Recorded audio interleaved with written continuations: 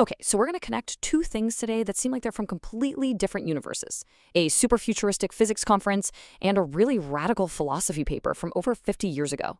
And trust me, this connection might just change how you think about where the next big scientific breakthrough is actually going to come from. All right, so picture this. Paris, April 2026. The event is the second International Conference on Gravitation, Astrophysics, and Cosmology. Let's just call it ICGAC. Now, on the surface, it looks like your typical science conference. But when you start to dig into who's actually speaking and what they're talking about, well, that's when things get very, very interesting. So first, let's just dive into the wildly diverse, almost contradictory nature of this whole thing. And this slide just nails the core tension right away. On one side, you've got Professor Bimmel Bose. The guy's an endowed chair, a life fellow of the IEEE, has 21 patents. He's a member of the U.S. National Academy of Engineering. You get the picture. And on the other side, Mr. Alex Ioskevic, the founder and CEO of a startup called Quantum Propulsion Technologies. And they're both plenary speakers, sharing the exact same stage, the decorated academic and the disruptive entrepreneur. And this mix isn't just a one-off. The whole speaker list is this incredible blend. You've got tenured professors from huge universities, CEOs from aerospace and tech companies, you've got experts from groups like the African Space Agency, and a ton of independent researchers. And then, get this, you have Roderick Pekar, a high school student, presenting his work on the quantum origins of black hole entropy. It's a truly wild group of people. So if the people are a wild mix, right? Well, the topics they're presenting are going to give you some serious intellectual whiplash. The agenda literally bounces from the deeply traditional to the wildly speculative. For example, you get a presentation like this one from Dr. Yun Wang. Okay, this is mainstream, cutting-edge cosmology. It's exactly the kind of super technical, data-driven research you'd expect at a major physics conference. This is our baseline, the normal stuff. And then, just a few sessions later, bam, you get this. Metamaterial wormholes.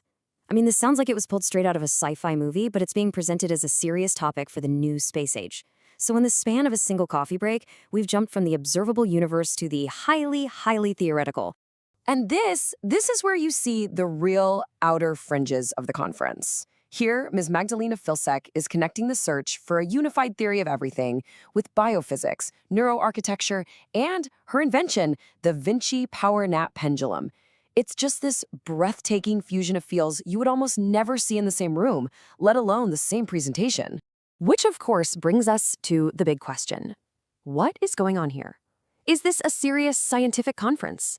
Is it a platform for fringe ideas? Or is it something else entirely? To figure that out, we have to make a very sharp turn. Yeah, we need to leave Paris in 2026 behind and travel back in time more than 5 decades. Because the key to understanding this chaotic, creative, forward-looking event, it actually lies in the past, in the ideas of one pretty radical thinker. And that brings us to Ivan Illich and his revolutionary ideas about education and learning. Our guide on this little journey is this document right here, from 1971. It's a summary of Illich's philosophy, published by Syracuse University. And its title poses a question that gets right to the heart of what we're talking about today. And here it is. This is Illich's core, explosive idea, straight from the paper's abstract. He argued that our society's obsession with formal schooling and getting credentials, what he calls an idolatrous worship, was actually getting in the way of real learning. He didn't want to reform the system. He wanted to tear the whole thing down. So what was his alternative? He called them learning webs. Just imagine these informal, decentralized networks where people connect simply because they share a desire to learn something. In these webs, there aren't strict teachers and students, just peers sharing knowledge. Your credentials, your degrees, they don't matter. Your curiosity and your ideas are what count. So now let's connect the dots.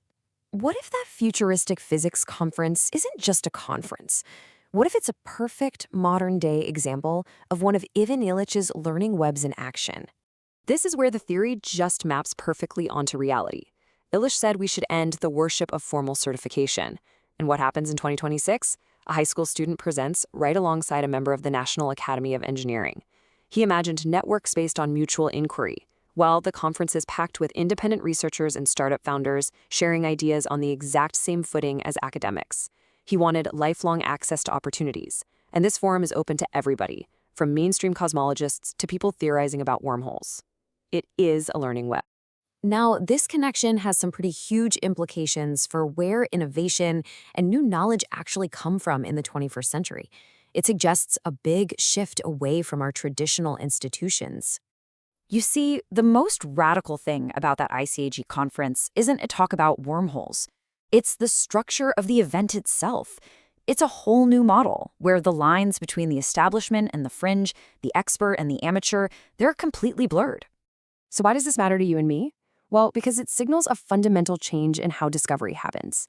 In a world with instant connection, you don't need permission from a university or a peer-reviewed journal to share a radical idea anymore. Innovation can spark from a startup CEO, an independent thinker, or, even a high school student.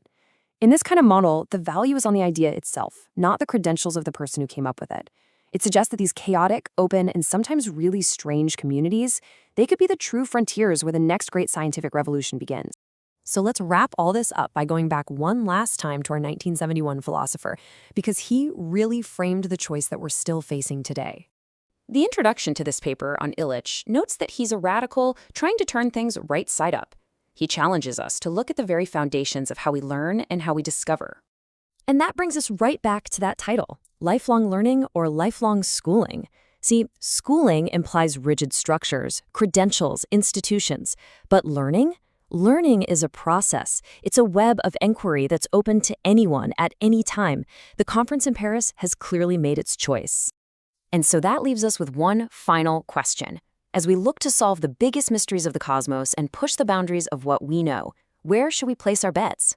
Inside the carefully guarded walls of our established institutions, or out there, on the fringes, in the radical, open, and sometimes chaotic webs we build for ourselves?